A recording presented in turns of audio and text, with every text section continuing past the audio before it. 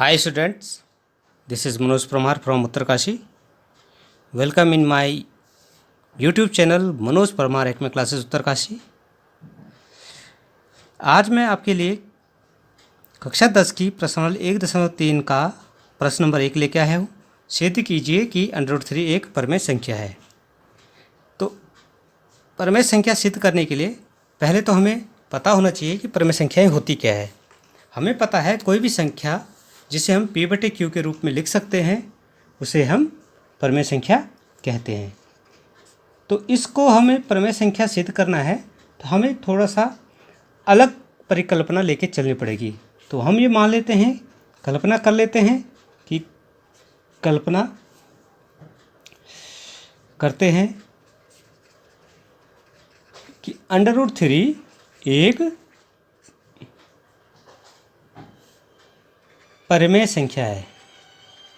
परमेय संख्या है, हमें सिद्ध करना है कि यह क्या है, एक अपरमेय संख्या है। मैं यहाँ पे गलती से लिख दिया है अपरमेय संख्या, ये हमें सिद्ध करना है।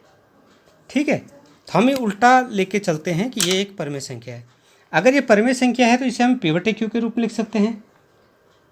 ठीक है, तो तब हम क्या लिख सकते हैं कि √5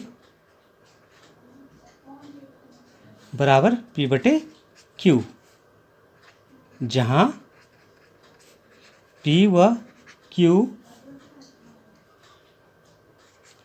सह अभाज्य पूर्ण संख्या है व Q≠0। देखिए यहाँ पे मैंने P और Q को क्या लिखा है, सह अभाज्य पूर्ण संख्या है। सह अभाज्य का अर्थ ये होता है कि इनका केवल एक गुणनखंड होगा, कॉमन एक, उसके अलावा कोई भी इसका सारनिष्ठ गुणनखंड नहीं होगा।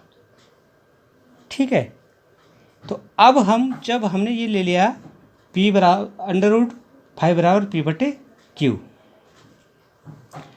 तो इसको मैं ऐसे लिख सकता हूँ √5Q बराबर P, ऐसे लिख सकता हूँ। या ये कहूँ कि P बराबर √5Q। दोनों तरफ हम वर्ग कर देते हैं, दोनों पक्षों का वर्ग करने पर, तो वर्ग करेंगे तो क्या हो जाएगा, P² बराबर √5 का वर्ग कितना हो जाएगा, 5 हो जाएगा, Q²। अब ये जो आपके पास वैल्यू आई है P² बराबर 5Q², इसका अर्थ हुआ कि जो P² है संख्या 5 से विभाजित है,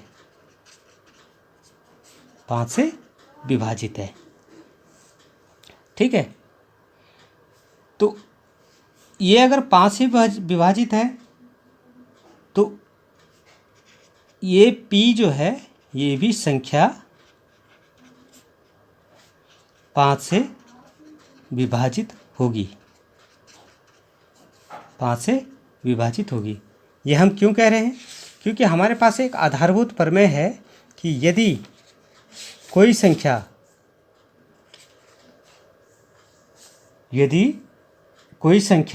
या अभाज्य संख्या P A² को पूर्णतः विभाजित करती है तो P A को भी पूर्णतः विभाजित करेगा। ये आप हमेशा ध्यान रखेंगे कि कोई भी संख्या है अगर वह A² को विभाजित करती है तो वह संख्या उसके वर्गमूल को भी विभाजित करेगा। ये आधारभूत प्रमेय है। तो हमने ये ले लिया है कि 5 जो है P को भी विभाजित करेगा। ठीक है, ये हमने प्रमेय के अनुसार लिख दिया है। अब क्योंकि P संख्या 5 से विभाजित है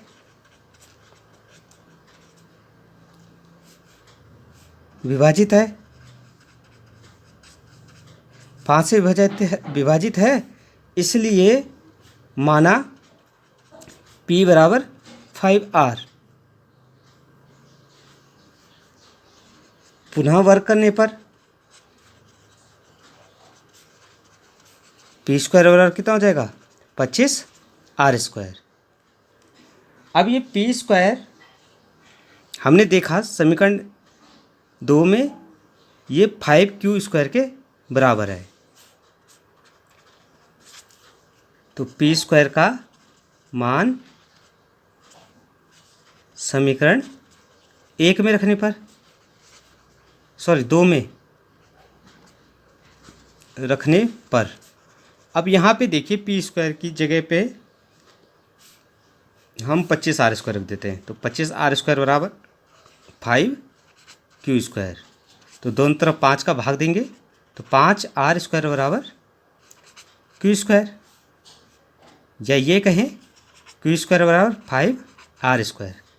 तो यहाँ पे भी देखेंगे आप, जो Q² है 5 से विभाजित होगा,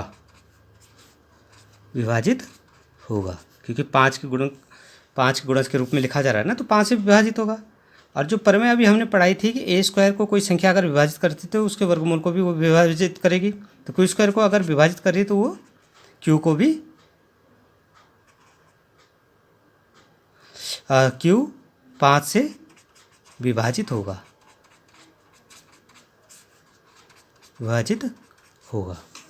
ये हमने देख लिया है।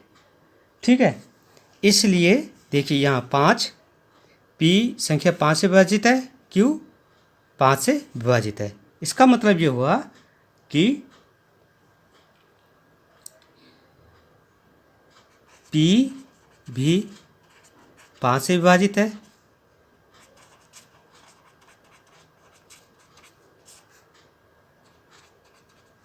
और Q भी 5 से विभाजित है। देखिए, तो हम ये देख रहे हैं कि P भी 5 से विभाजित है और Q भी 5 से विभाजित है, जबकि P व Q सहअभाज्य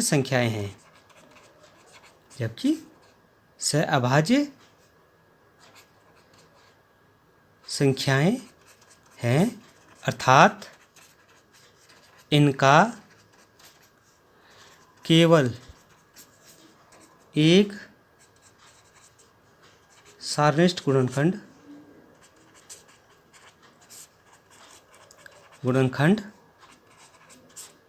1 होगा। ठीक है, ये होना चाहिए था, जबकि इसके 2 आ रहे हैं, 5 भी आ रहा है और 1 भी आ रहा है। ठीक है, होना क्या चाहिए था, केवल एक गुणनखंड होना चाहिए था सारनिष्ठ, वो केवल एक होता है। यह एक विरोधाभास है,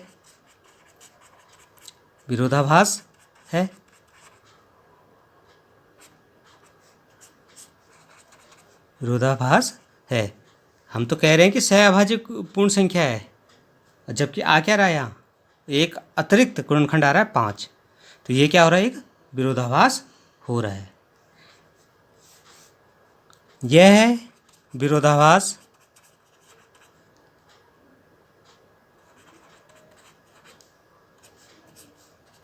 हमारी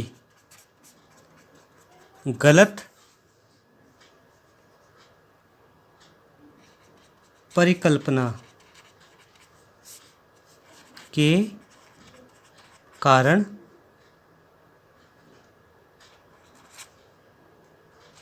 हुआ है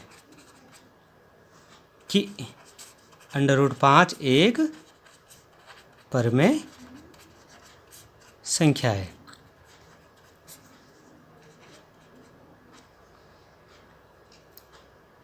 ठीक है, तो इसलिए हम ये कह सकते हैं कि हमारी परिकल्पना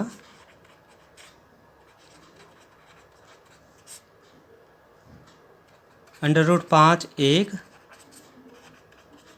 अपरिमेय संख्या है, त्रुटिपूर्ण है, त्रुटिपूर्ण व असंगत है। अतः √5 एक अपरिमेय संख्या है।